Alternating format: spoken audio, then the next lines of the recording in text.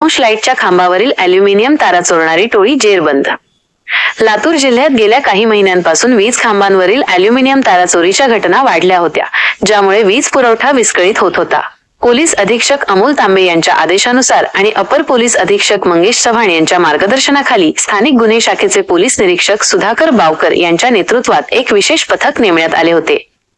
25 October 2025 रोजी गुप्त माहितीच्या आधारे पोलिसांनी लातूर नांदेड मार्गावरील कृषी महाविद्यालयासमोर सापळा रचून एका संशयित पांढऱ्या टेम्पोवर MH23AY 4483 कारवाई केली. यावेळी 3 आरोपींना ताब्यात घेण्यात आले, तर एक जण पळून जाण्यात यशस्वी झाला. ताब्यात घेतलेले आरोपी: 1. रमेश गोविंद शेलुरे 24, 2. दत्ता गोविंद शेलुरे 30, 3. अशोक रामचंद्र मुकटमोरे 28, सर्वरा चाकूर. पळून गेलेला आरोपी: अशोक चंदर मुकटमोरे 30 रा शिरूर अनंतपाळ. जप्त केलेला मुद्देमाल: 225 किलो अॅल्युमिनियम तारेचे बंडल, 5 लाख रुपये रोख. चोरीच्या तारा विक्रीतून 5 लाख रुपये किमतीचा महिंद्रा जितो टेम्पो. एकूण 10,67,500 रुपयांचा मुद्देमाल जप्त.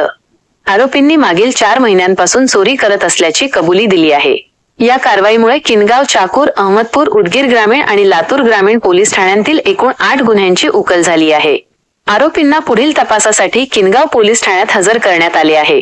या धडाकेबाज कारवाईमुळे वीज तारा चोरीच्या घटनांना आळा बसला आहे.